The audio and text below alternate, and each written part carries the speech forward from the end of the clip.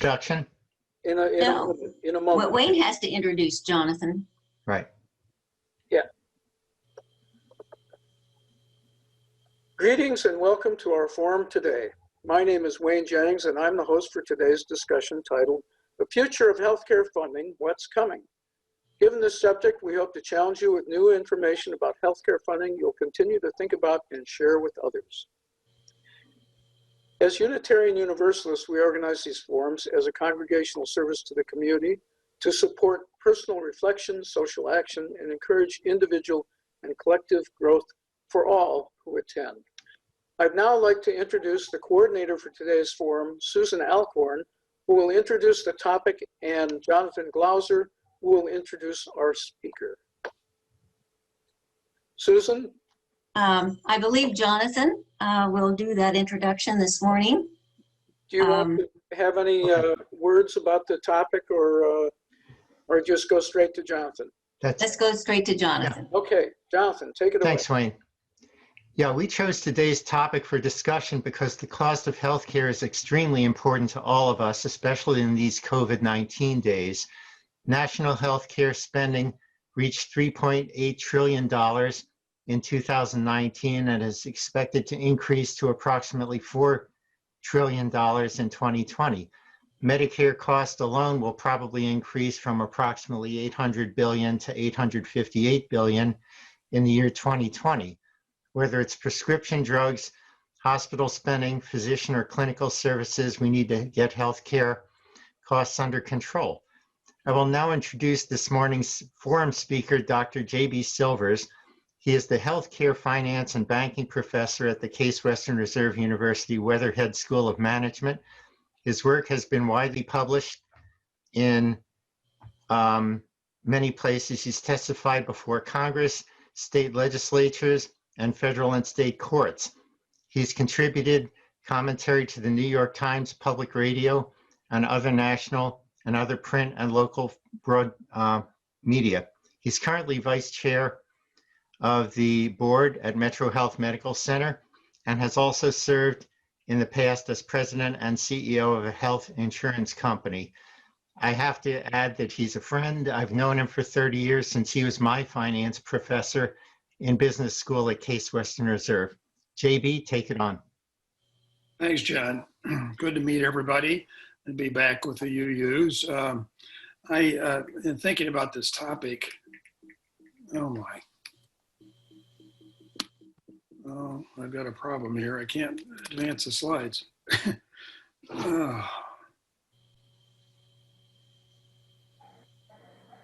Just a second.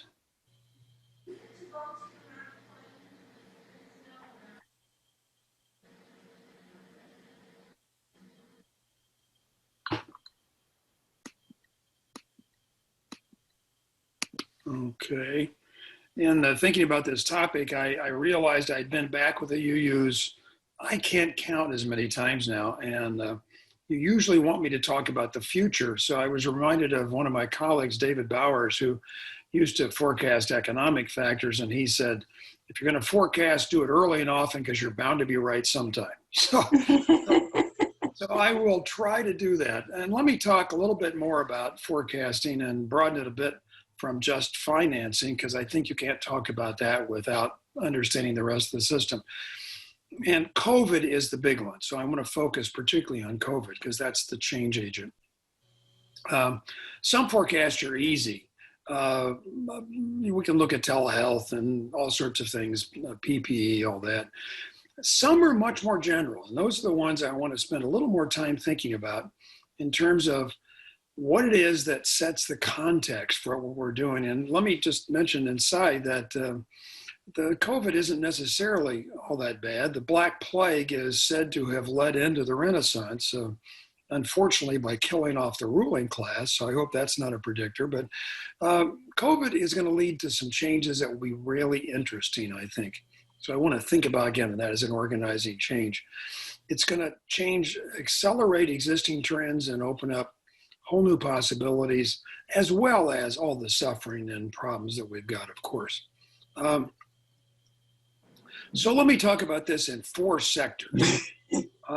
First is racism and inequality. I know that wasn't necessarily in the topic, but I don't think I can talk about this without that. Second is innovation and coordination. The third is politics and payment. And the fourth is collective understanding of our responsibilities. So in those four areas, now in each of those, we can cast the problems we've seen as one of two dimensions. One is a black swan. Black swans were things that weren't supposed to happen until they showed up. And the big example that people use is the financial crisis, where all the mortgages went south at the same time. But lately, people are starting to talk about gray rhinos as the change agent. Big monster things that are there all the time, but we don't know what to do about them, so we just ignore it. I think you can make both arguments about COVID and what we're doing right now. So anyway, let's go to the four. Let me talk about those four areas. First, inequalities in access and care. COVID is the big way to reveal things that were there. We haven't addressed them earlier, particularly around race, but also we have education, housing, jobs, all that sort of stuff. And we can't now any longer avoid social determinants of health. At Metro Health, as many of you probably know, we're spending a lot of time trying to think through that one. The big evidence, of course, the screaming evidence is minority workers. The mortality rate is sort of obvious, particularly among lower income people and particularly among minority and particularly among nursing homes.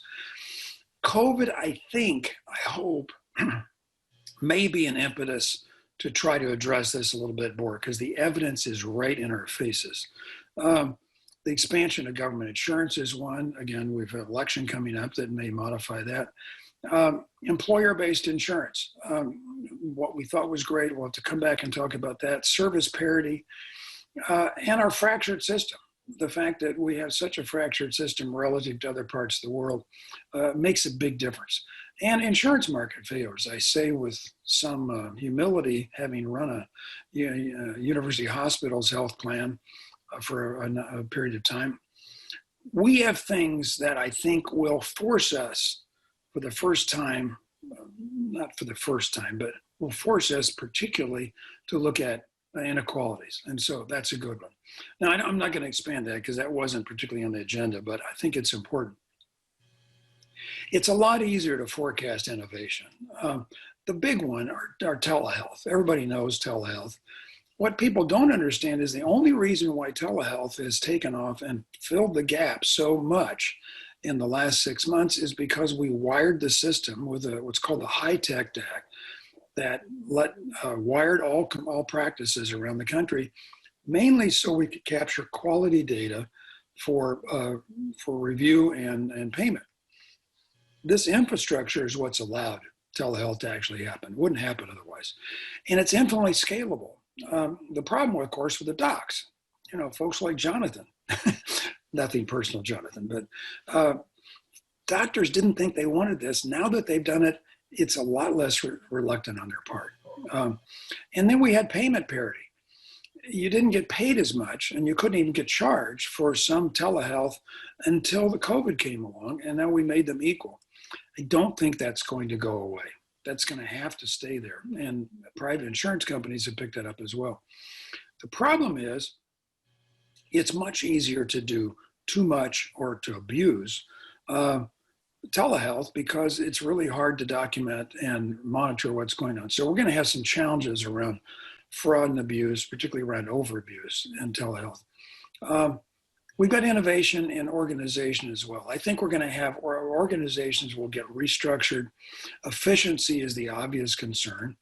And I go back to Coase's theorem. Ron Coase got the Nobel Prize for Economics quite a number of years ago for observing the obvious that organizations, industries, get organized to minimize the transactions cost. Well, if you look at healthcare, our transactions costs are through the ceiling.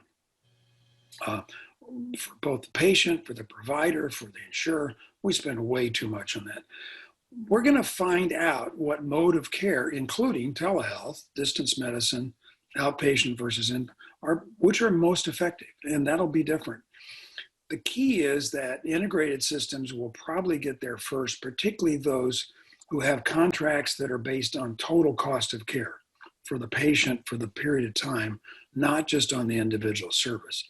I think that's going to push that kind of contracting for care in a way that we haven't done before. Then there's another whole set of innovations. The big change here is that contagion doesn't respect network contracts or delivery systems. If I get sick and I have a local, I'm trying to drive you to one particular thing, you may wind up going someplace else. It's a major disruptor. So the organizations that we try to do in financial contracting are up for grabs. And I think that's important. The big problem is that we assume that most things are independent. They don't all happen at the same time. We don't expect all the mortgages to fail at the same time. Just by the same token, we aren't organized to have everybody get sick at the same time. So this is a black swan. The fact that this happens all at once changes the way concept of what insurance is about, the role of the government, a variety of things around this.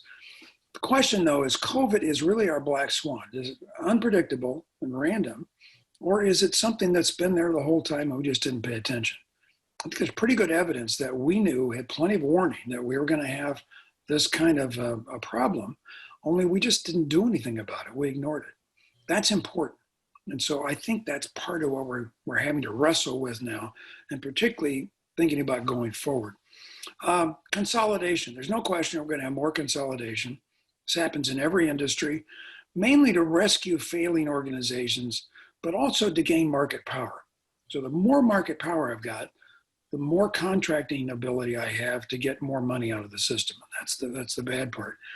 That's going to lead to some major challenges in antitrust, and perhaps lead to more price controls, other sorts of things like this that are important. The options, however, are other ways to do it. What happened with COVID was we had people that were competing with each other come together around the need to do things with everything from protective equipment, ventilators, to getting people to the right places. We did some really interesting things the last 6 months to coordinate, not just to consolidate. So we've challenges on both of those to do. Now, what does this lead to in terms of politics and payment? Well, let me argue that this is where it gets a little more dicey. But my general view on how this works is that collective decisions become political ones. That's how politics works. We have a marketplace of ideas and values, and the political process is supposed to get that work out the differences. So we share and can do, we do things to try to reconcile these. We haven't done a good job in recent years. There's no question about that. And so that marketplace of ideas hasn't worked very well. And that's particularly important because we translate those into actions through taxes and payment and regulations and such. So we've had a philosophical difference between less regulation, lower payments, using taxes as a lever, and on the other hand, more intrusion, more in the market, more regulation, more trying to tell people what to do. What's COVID have to do with? Well, I think COVID is a big disruptor. In my mind, the payment and the way we organize is going to be disrupted by COVID. First, with regard to racism, the Black Lives Movement, Black Lives Matter movement, some obvious disparities, they all get shown up in great relief now. And so politically, our people that are in Congress are going to have to deal with those in some way. At least I think they will. We usually can come together around catastrophic forces, hurricanes, wildfires, things like that, around military things. We know how to do that, but we don't seem to how to do that around healthcare. So we need to think a little bit more about how that might play out.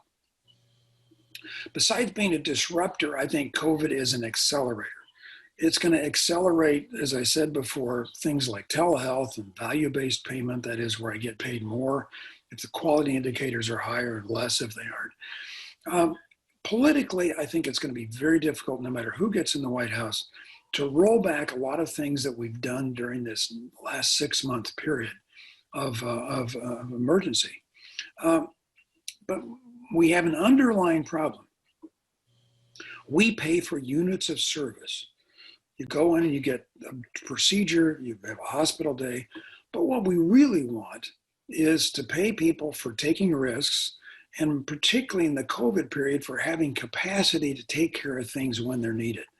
So if I have something done in the outpatient department of the hospital versus the freestanding doctor's office, what I get with a hospital is the backup. If I need it, it's there. I need to pay for that somehow or another. We've done it in ad hoc ways. We're going to have to do it in more straightforward ways to think about that. And our current payment system doesn't really recognize that, and it's under stress because of that. Things like site neutral payment. There's a movement towards paying you the same thing if you do it in a doctor's office or if you do it in an outpatient department of a hospital. That's going to create real troubles the next time something comes along and that capacity isn't here. We really have to figure out how to handle that one, I think. We need to go back and rebase everything. We haven't changed the way we pay people fundamentally in 20, 30 years now. We need to go back and think about that. So payment's a big deal. There's some other ones there, however. We have a hybrid system. We rely on the government and we rely on employer-based insurance. Now, I've been involved in employer-based insurance a lot. We used to think, and particularly the unions used to think, that employer-based insurance was great, and most people politically seemed to think that they didn't want the government involved in their insurance any more than they had to, obviously for Medicare. Now, with this advent, when I lose my job and I lose insurance and there's nothing there, it looks worse. So I think the challenge is going to be to employer-based insurance going forward. Fee for service, again, as I said before, changes the provider risk profile. We're going to have to figure out how to do that better. One way to do it is full integration. For many years, we had a Kaiser Permanente plan here in Cleveland. That's a merged system of providers and insurers. Those systems came out very well the last 6 months. They were much more stable for one good reason. They had level premium income coming in, and that matched the fixed cost of providing the services. On the other hand, we artificially disrupt that, because what's happened is in the last few months, insurance companies had level premiums come in, the number of claims dropped like mad, and their profits went through the ceiling. At the same time, we had providers that had a disruption to their income, fee-for-service income went down, costs stayed high, and they've had major losses. That's why the government had to step in and do some ad hoc things to try to keep them above. So we're going to have to think of how to do cost sharing somehow or another to do that at the individual level as well as at the provider level. So what about the ACA exchanges, Obamacare? The last few years, we basically, thanks to Congress and some court cases, we took away a lot of the things that made the ACA work for more middle-class people, middle-income people. And we basically left it with subsidies for people just above the poverty level, but no higher, and raised the prices because of some things the government did. That meant that the small working person, the gig economy, people that didn't have access to employer insurance really got left out. They couldn't afford it. Subsidies are fine, but we haven't made it work very well, thanks to some sabotage. Polls are now showing that public opinion to government plans are more popular. This is really interesting. Medicare at age 60 is one that the Biden people have obviously dealt with, and they would like to have employers buy into that. That's a little tricky, but it can be done. In addition to that, we're going to see some other exchanges as well. The Medicare buy-in and options, probably some other extensions of that. That would let people buy into a government option. We can have a government planned option. We're finally going to get there. A little bit more on politics and payment. The problem with much of this, on both sides, by the way, is relying on Medicare. Medicare is forecasted to be insolvent. That is, money coming in versus money going out is going to cross over by 2023. That's 2 years away. Social Security is not much farther behind. It's about 2024. This is a huge problem.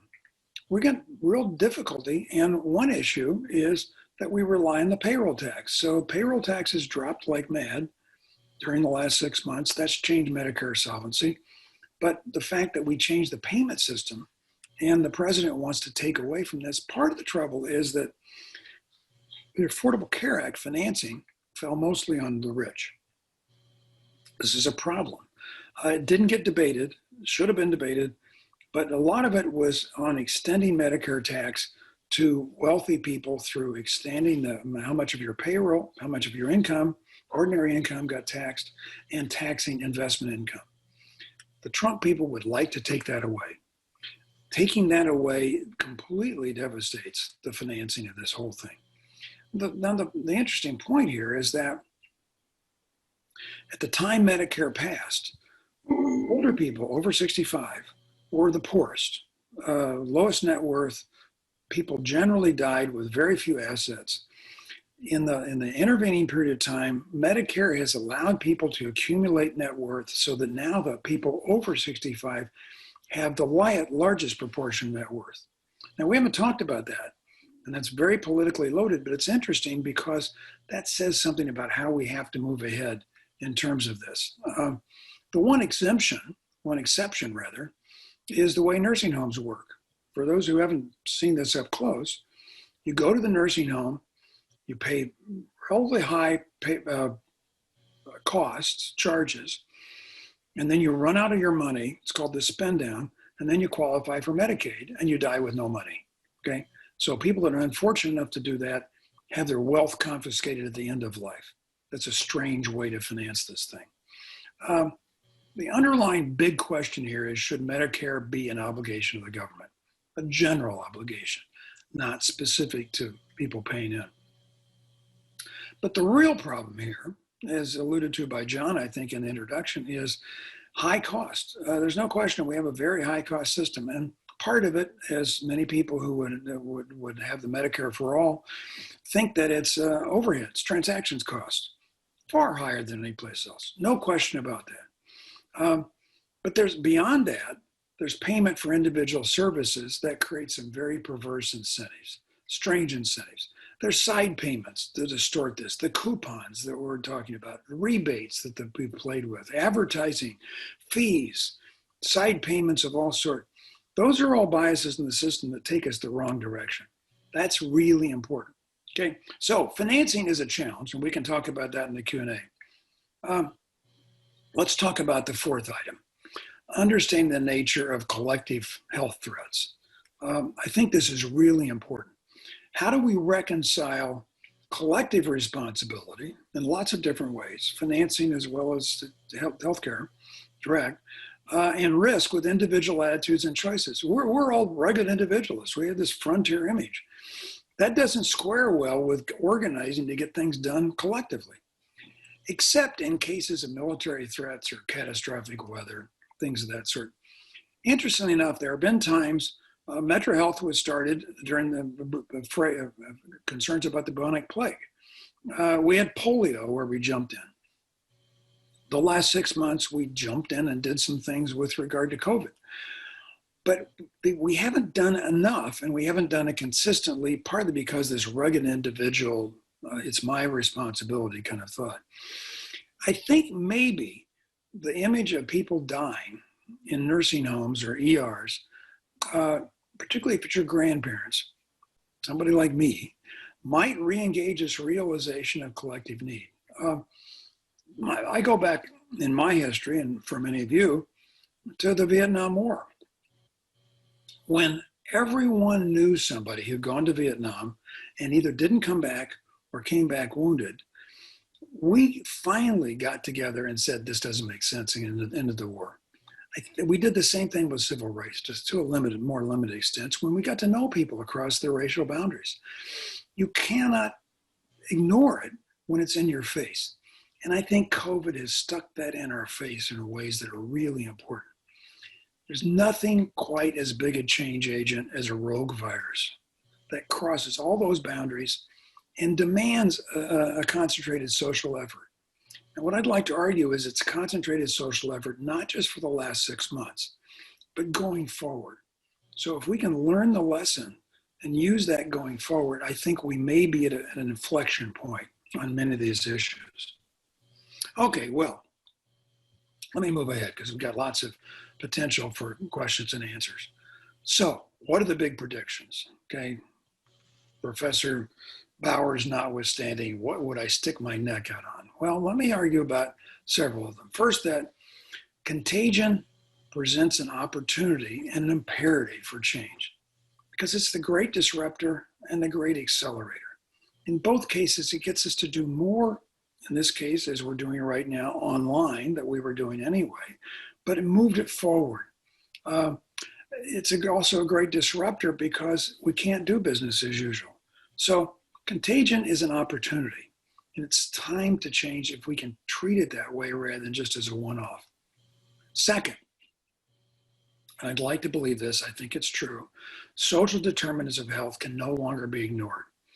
Everybody does population health, everybody talks about it. The question is, can we figure out how to do it? Can we move ahead with taking care of all the other problems of social determinants in ways that we've ignored, the gray rhinos, housing, education, all the other things that we've dealt with, food security.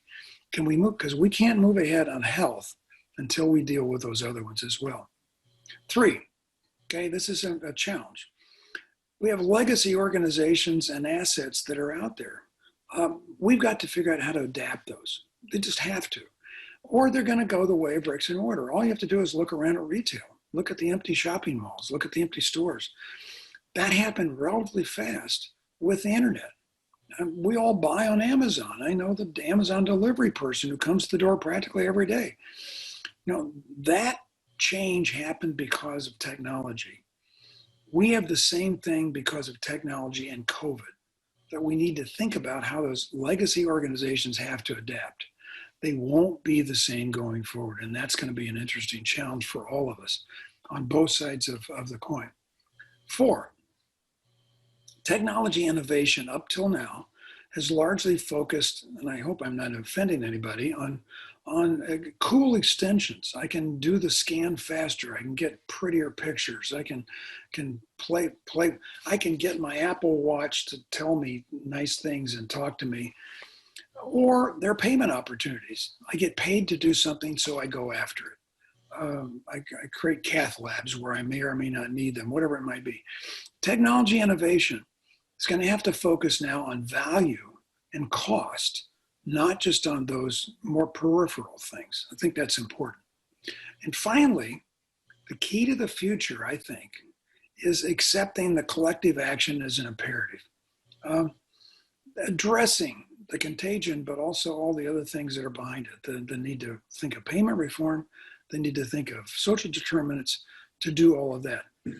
If we can address these straightforward, and I think we have to do it individually and we have to do it politically, then we have a chance to see this as a real divide, a change in the healthcare system that was brought on and accelerated by this unfortunate thing that we've been through. Well, with that, let me end it and take questions and pick it up from here. Okay?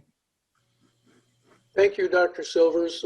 Questions now, please submit questions through the Q&A button on your Zoom browser.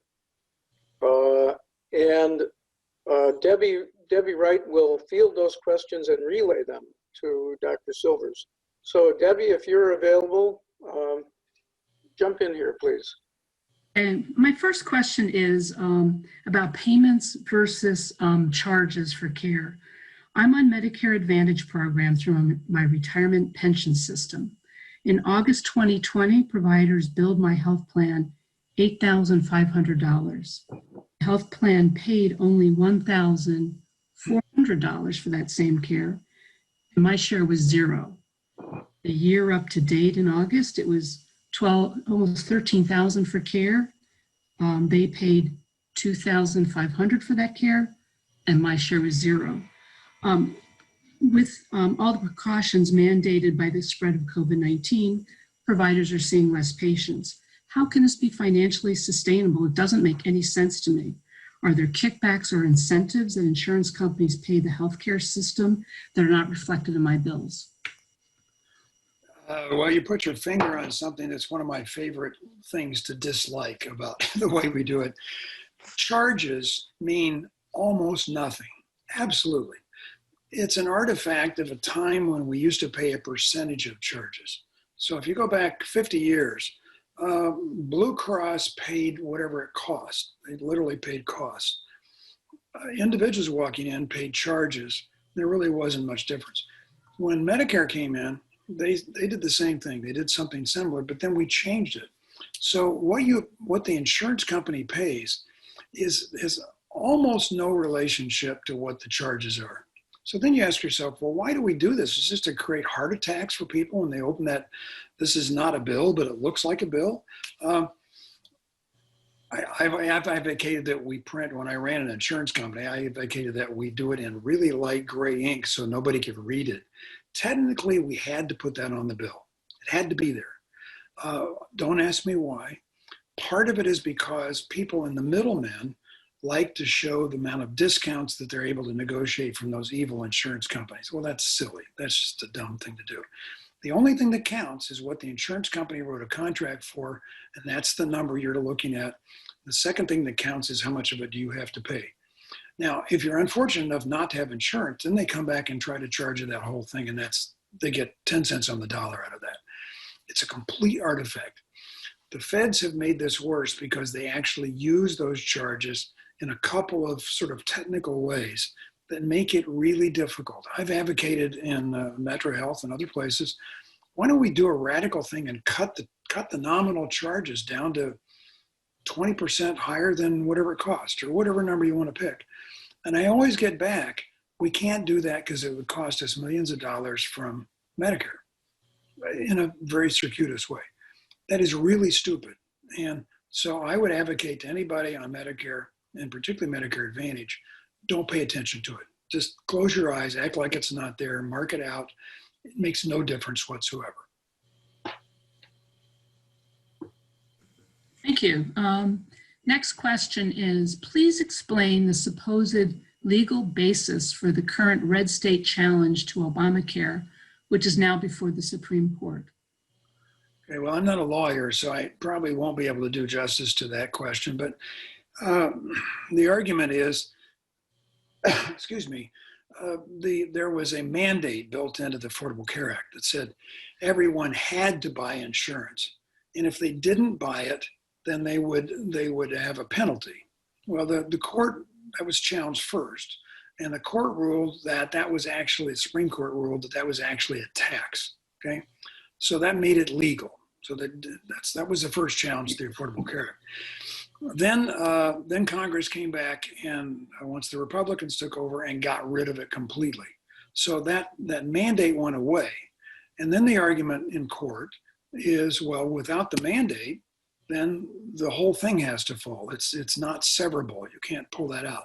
And so they wound up challenging it on the base that the argument used to be there's a three-legged stool, and that's one of the key legs.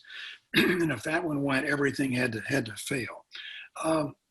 In my view, that will not prevail. I don't think it'll happen, but it'll go to the Supreme Court, mainly because it's turned out that the mandate didn't make much difference.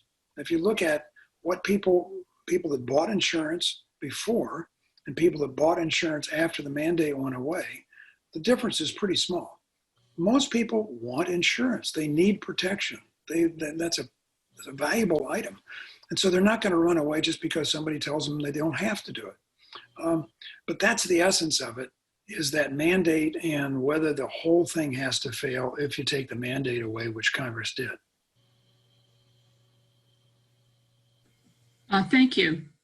Next question. What are some important aspects you would add back to the Affordable Health Care Act? In view of what we've learned about health inequities during the COVID-19 pandemic, what are the most important elements to add to healthcare that would offer more access to all and more social equity? The Republicans have played some really serious games with this. One of the important ones was that there is a thing called cost sharing subsidies. There are two kinds of subsidies that are built into the Affordable Care Act. The first one subsidizes the premium. So the premium can't be more than 9.5% of your disposable income. For people just above the poverty level, that's basically the subsidy is everything. As you get higher income, the subsidy goes down. But basically, it makes insurance affordable. There was a second part, sort of technical, geeky thing that said, yeah, but these are all sort of high deductible plans. You have a lot of cost sharing built into these. And for poor people, buying insurance isn't helpful if they can't make the copayment. So they subsidize the copayments too, the cost sharing elements. Well, the law said the insurance companies had to offer that. And then they also provided financing to be able to make it feasible and keep the total premiums down. The Congress took away the financing, but the mandate still stayed. They still had to offer those cost sharing subsidies. But as a result, then the insurance companies had to raise their prices by more than 20% that next year to make up for that, because they had to then take it away from everybody else. That just shot the whole thing in the foot, because as you lose subsidy with higher incomes, the amount you have to pay gets to be larger and larger, because they took away this other, because it's purely a technical thing, but they took away this other part. I would have all the back. Absolutely, that's got to come back, because the whole idea is to allow access to coverage and access to care by not creating a financial barrier where it shouldn't be. And in this case, they did create a very big financial barrier. Ironically, not for the people just above the poverty level. They created a financial barrier for people, say, at $50,000 income and up, because that raised the prices so much that the poor independent businessman or the gig economy person that wanted to go and buy a policy on the exchange, they now look at it and say, I can't afford it. It's too expensive. And they're right. They're right. So I would change that. I think there's a number of other things that are more technical that I could talk about, but I think those are the major ones. There are many, many parts of the Act that nobody knows about, the four major sections of the Act. The other, besides Medicaid, they made Medicaid optional. I would want them to do the Medicaid expansion across the 14 states that have not done it, because that's a real disservice to the people who live there in that category. And then there are two other major things that they've done that have been really great in terms of new ways to provide health care, new organizational processes, things like that. Ways to check out one procedure versus another, one modality of care versus another. Those have been great. They're just coming to fruition now. We need to expand that. We need more of that.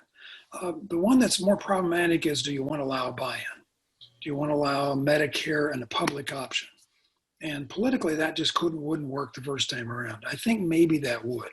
So allowing people to buy in to the to corporate investors, employers to buy in, to allow other people to buy in on the exchange, I think we can expand on that too. Thank you. Next question, could large health systems make contracts with insurance companies that would pay primary care doctors more and specialists and surgeons less?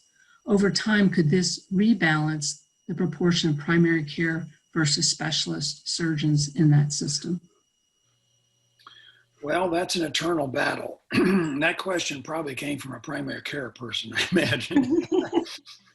The American College of Physicians has probably been the most outstanding body representing internal medicine, family practice folks too. And they are absolutely correct. They have been systematically disadvantaged by the way that the Medicare payment system for physicians works. And that spilled over to the way that private insurance, because they tend to copy what Medicare does. Systemically, if you have an orifice you can work on, or a surgery, or a gizmo you can use, you make more money. If you just sit there and do standard, it's called evaluation and management technique treatment, you don't get paid as much. How do we do that? I think the first thing we do is what I call rebasing. we didn't really go back and rebase the original elements, because when Medicare fee schedule came in, it was really done well. And they looked at 4 dimensions of what work is all about. And they got 92% inter-rater reliability among doctors as to whether open heart surgery is worth 5 times or 10 times what a simple office visit is. That has moved over time in a way that's disadvantageous to primary care. We need to go back and rebase all that. The second one is some of the things we've started to do with accountable care organizations, other organizational techniques that reveal the importance of primary care. Total cost of care contracts, capitation contracts. I'm getting to technical things here, but there are ways that we can pay that would allow that system to compensate the primary care doctor for more. That doesn't help the independent doctor, but it could help them when they're working in a system. I think we're going to find some things about that we can do a whole lot better than we do right now. Thank you. I'm having some technical difficulties with my questions, but there was a question about the question disappeared on my screen for some reason, but the question was about nurse practitioners versus physicians.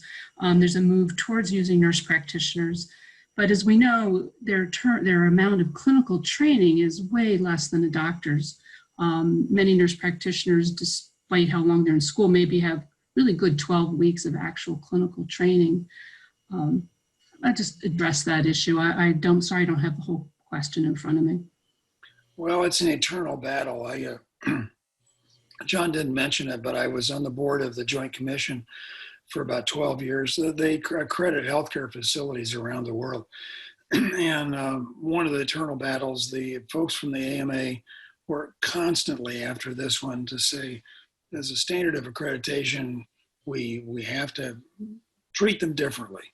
Many states, and particularly the nursing organizations, have been adamant about this, that they need to have a form of equity and parallel ability practiced to the top of their certification. The question is not, do they replace them? It's can they go to the top of the level of their certification? Can they do something to get up there? Advanced practice nurses are probably the leading edge of this, because you're now finding advanced practice nurses that are acting very much in a primary care setting, mostly because there just aren't enough docs that are in that area. It goes back to the question we had earlier.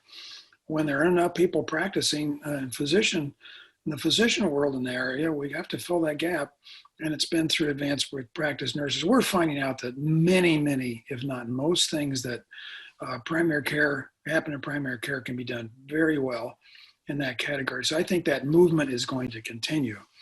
For general nursing, it's going to continue to be a struggle. How far can we move up the ladder in terms of care? The minute clinics clearly rely on nurses. We're going to see many more of the retail operations that rely on nurses. The nurses are the backbone. There's just no question. They're the backbone. And so we need to figure out how to use them appropriately. That's not a great answer, but it's the best I can do. And no, thank you. So. No, I thank you. You did a good job. I actually happen to be an OBGYN nurse practitioner. And it's perfect. I thought about myself, especially with the way now people go from nursing to become a nurse practitioner. I was a nurse practitioner, a nurse way before I became a nurse practitioner. But I became a nurse practitioner in 1980, so it's different. It's really changed over time. Next question is, assuming the public option becomes more popular, how do you incentivize the enrollees to achieve better health, reduce obesity, decrease smoking? How do you make sure they have skin in the game? Ooh, that sounds like a Republican. Do you have any Republicans here today? This is great. Skin in the game is a code word for that. That's a tough one. I'm an economist, I have to admit, but my economist friends like to talk about skin in the game, co-pays, cost sharing, as a way to deal with moral hazard. I always love that terminology, particularly in a church setting like this. moral hazard, like people doing what's best for their own financial interest, is bad, is immoral. It's normal. That's what people do. So there's no question. There are places where a disincentive, mainly through cost sharing, to doing something you shouldn't be doing is entirely appropriate and helpful. But we throw that barrier up sort of indiscriminately. There's a movement called value-based insurance design that I find very attractive, done by a doc up at the University of Michigan, a big advocate of the thing, VBID. And the argument there is straightforward. If there is something that's important for your health, particularly something that would have an impact later on in terms of further need, don't create any financial barriers. Free, zero copay. For things that we know are marginal, that we really shouldn't be doing, make it really high. So people will, if they really want it, they still have that choice, but they don't do it inappropriately. Skin in the game has to be thought of very carefully in terms of where I want skin in the game. I don't necessarily want people to make decisions. I had surgery 3 years ago now, I guess, something like that. I had a health savings account and a high deductible plan. It got to be the end of the year. I had all this money piled up. So I went and had 2 surgeries done at the same time. This was a really stupid thing to do. The complications were much more serious than they would have done. But I wanted to get them all in that year because of the financial incentive. It was not going to cost me anything. And I already done my upfront. I could save all that money in my health savings account for the time when I'm in the nursing home with those old ladies. And I can keep piling up. And the insurance company has to do it. That's bad incentive. That was not a good idea. But on the other hand, if I have a well baby visit or an annual checkup that I really need to have at my age, don't create incentives for me not to do that just for nickels and dimes. So I think that we need to be much more nuanced about this. We tend to hit it with a sledgehammer rather than being more surgical about the way we think of skin in the game. Thank you. Next question, and I only have, this is the last one I have, so please out there, send us some questions.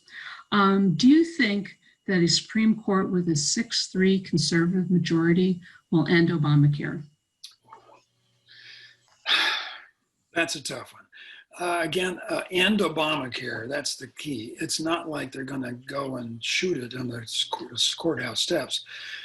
What they would do is to say that the argument I mentioned earlier, the severability, that you can't sever out the tax benefit, tax mandate argument from the rest of it, that if that goes, then everything else has to go. That is a bridge too far, I think. So I think even conservative justices would look at that and say, no, that was not the intent of Congress. Even though the arguments from the left, the arguments were that we had to have all that or the whole thing would fall. That was what people said.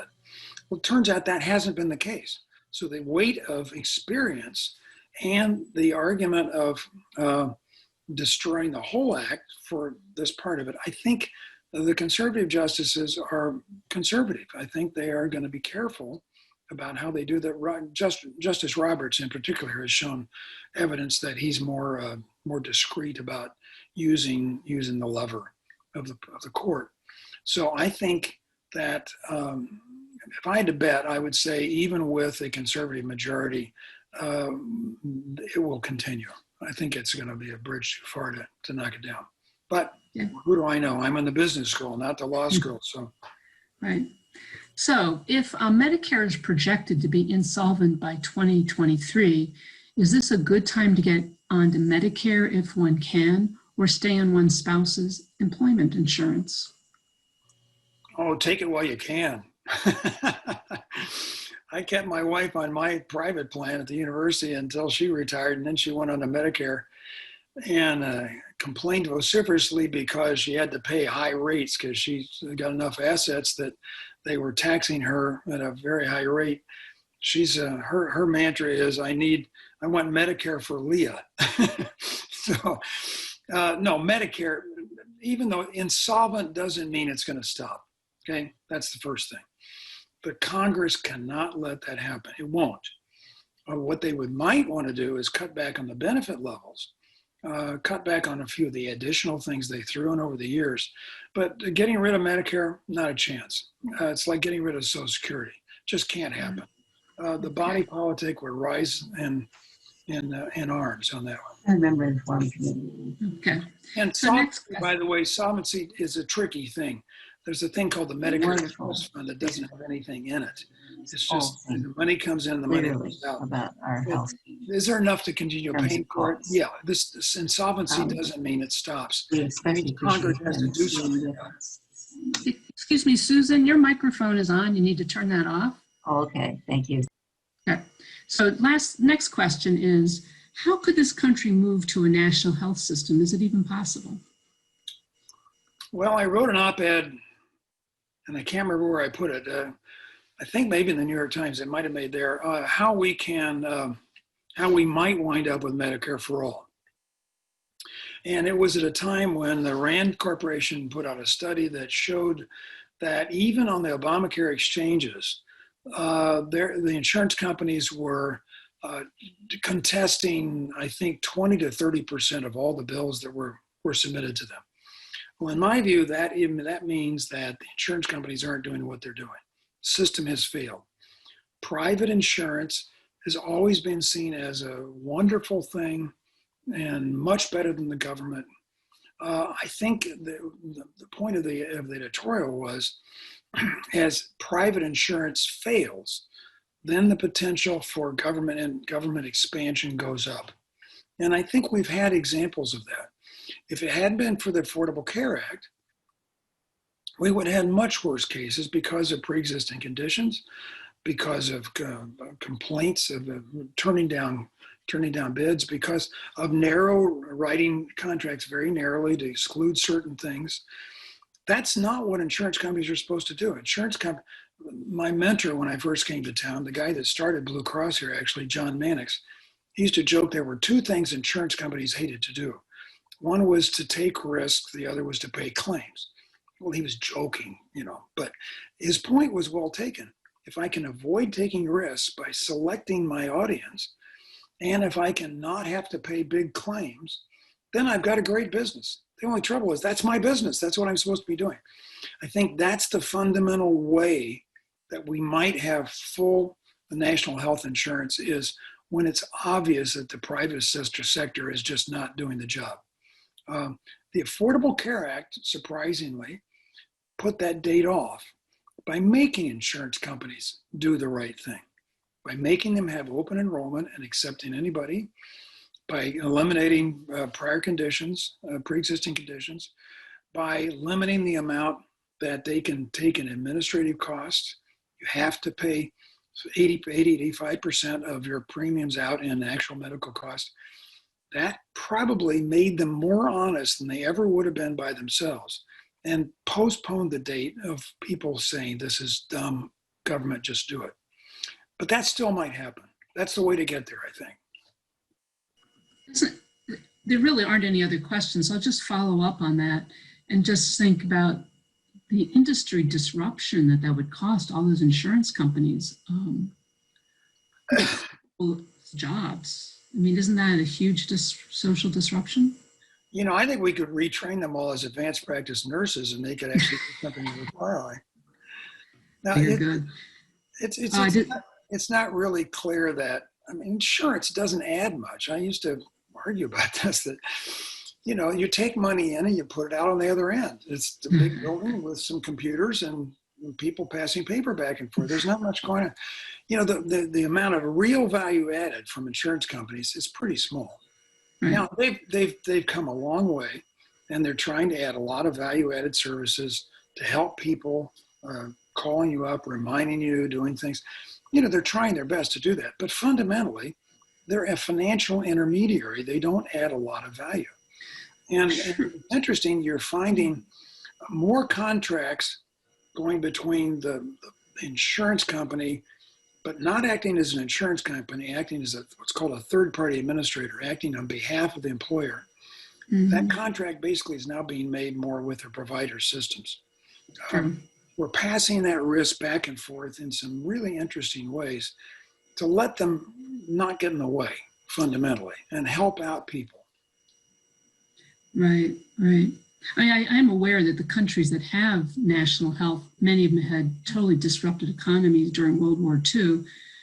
So they weren't destroying an industry; they were just building up from nothing. So, Yeah. So next question: how do improve provider efficiency in an employed status versus versus private practice? So I guess which is provider efficiency as an employee versus private practice.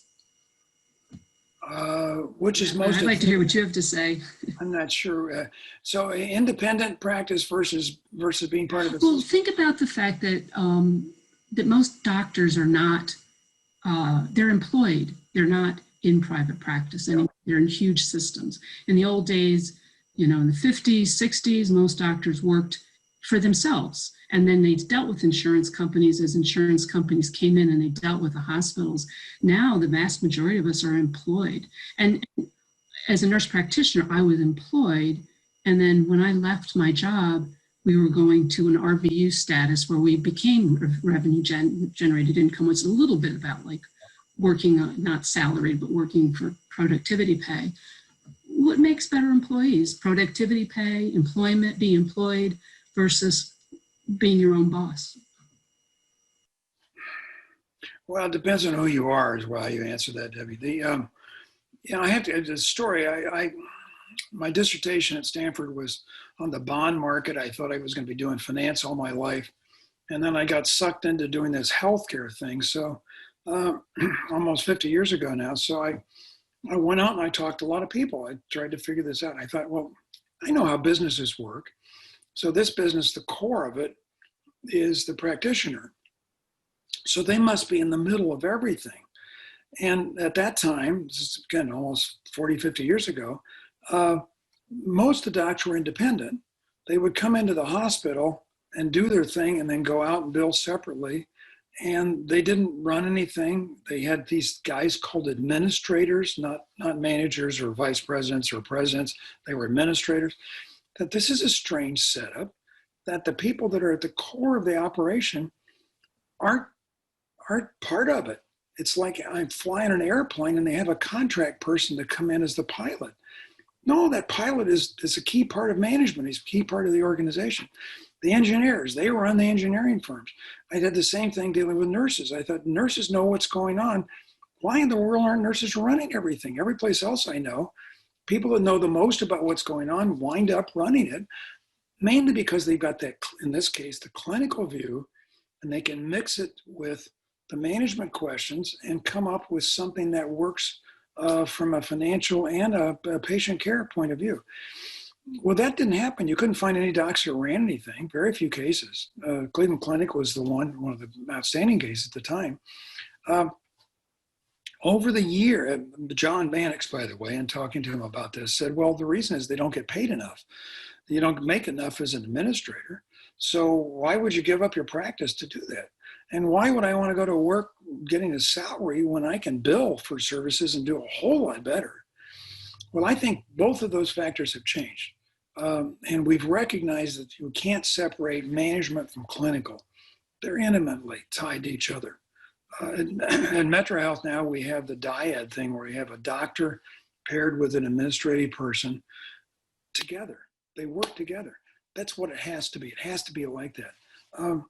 And as a result of that, then the natural organizational evolution is towards salary. It's towards being part of an organization, maybe having incentive contracts, but basically being there because that's the way I can do a better job. The COVID has reinforced that. Independent docs have been hit really badly because they were depending on volume, on these services coming in the door. And when they suddenly drop, orthopedic surgeons, just about everybody, they've all had real troubles because their income dropped like a rock, but their expenses continue on. Many of them have gone out of practice even. This is a serious issue. Being part of a large organization that's stable in a risky market like that is a whole lot better place to be than being out on your own.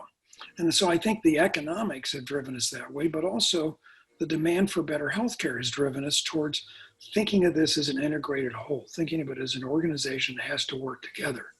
And we know that. The Joint Commission, for instance, is very clear. You're on a team, and they are. Anybody can stop the operation. You're all responsible. It's not just one person, it's the team. That philosophy, I think, is what most businesses would say is what needs to be. We weren't organized that way.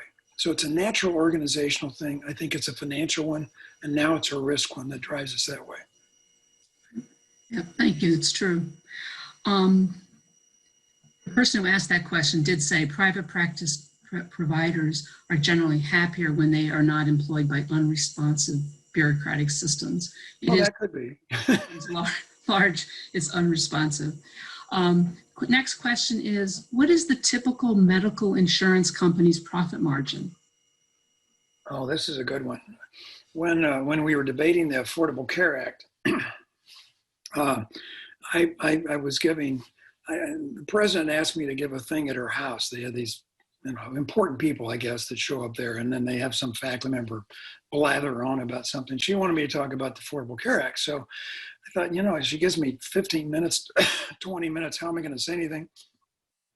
So I went back to first principles and I said, okay, let me give you a quiz. And one of the questions on the quiz was, how much do insurance companies make? What's their profit margin? And the choices were 5%, 10%, or 20%. Overwhelming majority said 20%. It's 5%, but it's really more like 3%. Insurance companies make very small amounts of money.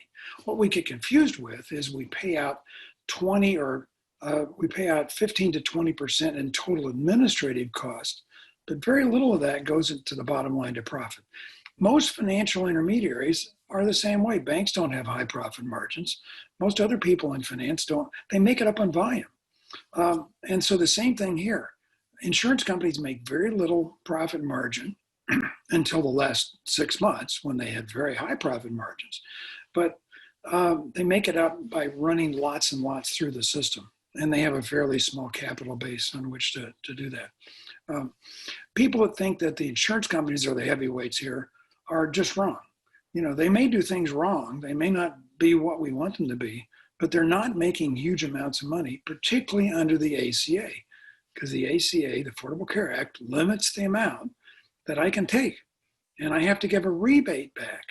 By the way, many people are going to get rebates this year for last year's thing. I just got a notice from Medical Mutual on this. This next year, we're going to all get big rebates back because suddenly the insurance companies had more money than they knew they were going to have. So we've limited that. That's less of a problem. The problem in the system is on the other parts of it. Healthcare costs are too high. The transactions costs are too high. We've got all that to worry about. Okay. Next question. Do you foresee any hope for single-payer universal healthcare in the USA? I can't remember, was it 5 years ago or so, maybe 10 years ago, I was down in the basement area of your church and talking about, I think, the Affordable Care Act before it was passed maybe, and some guy showed up in the back in an Uncle Sam suit waving a sign for single payer. I loved it. I thought it was great, but a little disruptive, but it was fun. And, people for a long time have thought this is the way to go, but largely on the basis of driving out the inefficiencies. The big counter to that is, do we also then drive out the role of innovation, new ways of doing things? Because once I have the government involved, so goes the argument, then it tends to get rigid. There's only one way to do things rather than multiple ways to do things.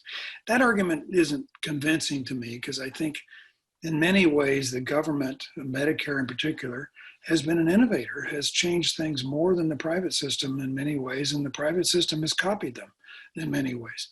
Are we ever going to get there?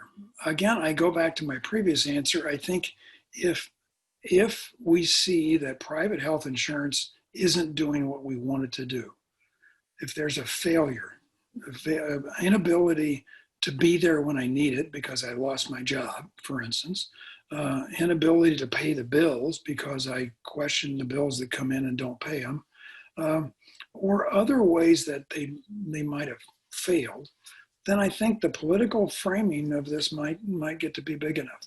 Again, COVID, particularly if this lasts on for a long time and the economics of the economy doesn't come back very quickly, many more people are in that never land of not qualifying for Medicaid, but also not being able to have their own health insurance. I think we may find more a basis to do this.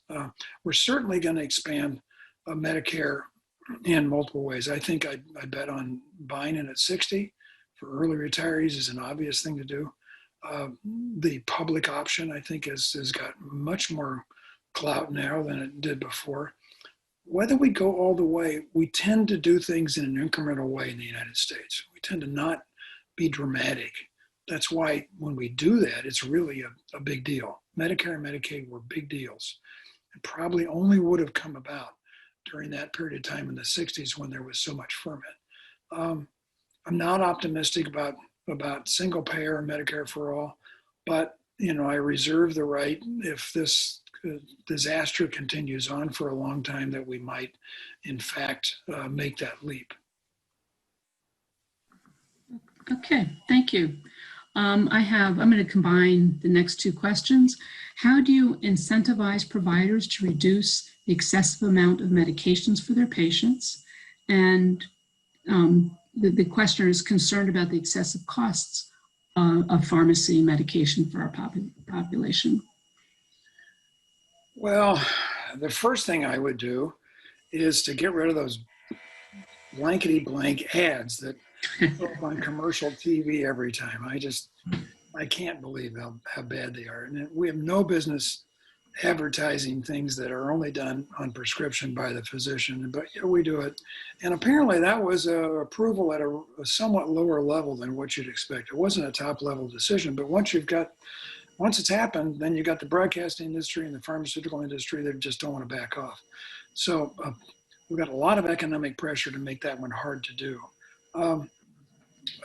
Pricing of the drugs, I think both sides are now alert to the fact that that's a huge issue, and we need to think of that. The idea of reference pricing, building on the basis of what somebody else has done, is a cheater's way to do it. Let the Europeans figure it out, let the Canadians figure it out, and then we'll piggyback on it. But maybe that's not a bad way to do it. The illusion that people are going to be able to make choices themselves is wrong. It just isn't going to happen that way. And the fact that we want to do a one-size-fits-all, again, is wrong. There are some medications that if you have a certain condition, you need to be taking those meds because the consequences of not doing it are far worse. Why do we have any copayment on that? Let's just give them the drugs, for Pete's sake. It's the right thing to do. And so I think we'll have more of a movement towards intelligent design around that sort of stuff. If the drugs are experimental or inappropriate, let's make them pay. Put them in a protocol. But this is a very tricky one. Using financial incentives in this area is really hard, particularly when we haven't controlled the prices people charge. And then we've got middlemen involved, the pharmacy benefit management companies, and people that are playing really under the table games with prices and payment. The opioid thing is sort of case in point. We clearly should have done it. Oh, good. I think I'm out of questions, actually. Do you have any more questions? Oh, I do. We have time for one more if you want to give it. It's sort of another question on the same vein. How to reduce the amount of low-value procedures like epidural steroid injections and other such palliative procedures. I guess low value in whose opinion? I guess I'd say, it depends on the studies you read and what you think. So I'll let you answer. Well, that's an issue, but low value, there's a number of places people have actually looked at that. I think the American College of Physicians, I believe, did this. They call a thing called choosing wisely. And you can look it up, just Google choosing wisely. They've got a list of things that really are very questionable. probably shouldn't be doing them at all. Maybe you shouldn't be doing them a very limited number of times, but yet they get done. Part of it is because you get paid to do it. That goes back to the benefit design issue. Part of it is because the doctor is trying to make the right decisions and thinks they're doing the right thing, and that's education. But part of it is because just not paying enough attention. I shouldn't tell this story, but I will because it's a great one. One of my colleagues when I was at Harvard, an economist, his wife, their child had tonsil problems, and they wanted to do a tonsillectomy. Well, that's not mandated at all. You're not supposed to do that. And she was after him. He finally said yes and took the kid's tonsils out, no trouble. Then he found out later that the risk of dying under general anesthesia, which is what the kid would have had, versus dying in a transcontinental airline crash were roughly the same thing. Only he said, then I got to thinking about it, and I thought, well, I don't think twice about getting on the airplane and going across the country, but I'm never going to let my family member have surgery and general anesthesia anymore. That just isn't going to happen. He said, why do I feel so differently about it? And when he thought about it, he said, well, the difference is that when I get on the plane, the pilot is up there with me. So he's not going to make silly decisions. So his solution to that was to go to the north end of Boston and take out a contingent contract on the surgeon's life that would only be executed if the surgery failed and the family member died. He figured he'd cut surgery by half right off the bat there. The point being, we haven't aligned incentives. We haven't aligned decisions. And this is an agency question. I hire the doctor as an agent to make decisions on my behalf, and I want them to make the right decisions as if I had all that information. But I can't ever have all that information, so I have to rely on them. That's why accreditation, certification, educational backgrounds, and even the thing about the nurses versus doctors, that's behind that. That's part of the question is, who do I trust? So I need to think about that. And I need all those layers to be able to make the right decisions about, particularly in this case, about low value services. Susan, you're still muted. Susan, unmute yourself. Okay, I did. All right. Do you and Jonathan have some closing remarks? Right. I want to thank Dr. Silvers so much for his presentation this morning. It was excellent, Dr. Silvers. And I do remember the man that came in on that one level when you were talking about the sign that he kind of disrupted things. But it was fun. It was fun. It was certainly one of our stories that have remained with us. But in any case, thank you. We've all learned a great deal this morning. Great. And I also want to remind everyone to give us your name and email address in the chat box button if you are not already on our email list and want to receive reminders of upcoming forums. So next Sunday, the forum will be, that's October 4th, the forum will be Navigating the Psychological Effects of COVID-19. And our speaker will be Karen Hurley, a psychologist and assistant professor at the Case Western Reserve University College of Medicine, School of Medicine. And I think we can all sympathize here with increased time with the family, and it's causing stress and depression and loneliness, work-oriented pressures. All of those things have a psychological impact on us and our families. So we'll discuss these, how we can personally and collectively alleviate the mental distress and increase the positive outcomes of staying at home with work-oriented pressure. This forum has been recorded and will soon be available on our UU website, which is uucleveland.org. Now, the website is currently undergoing a revision, but it will be up there soon. So anyway, I again want to thank you for joining us this morning. And Jonathan, if you have any other thoughts you want to share, that's fine. But we just want to express our appreciation. Jonathan? No, you did an excellent job. And I don't see JB. Yes, I do. From business school, I remember two professors that I would pay to hear. Unfortunately, I never got to hear Bauer's predictions, but JB, you're one of them. Thank you again. I get paid for this? You didn't tell No, me. No, I'm afraid but I not. would. I just said I would. Oh, No, would. you don't get paid, of course. Get paid in heaven. Yeah, I got it. Of Okay, course. that's right. That's a good analogy. Yes. Thank you all again, and we look forward to seeing you next week at 9:30 here on this Zoom webcast. I can't even say it. Zoom forecast webinar. Thank you. Bye-bye.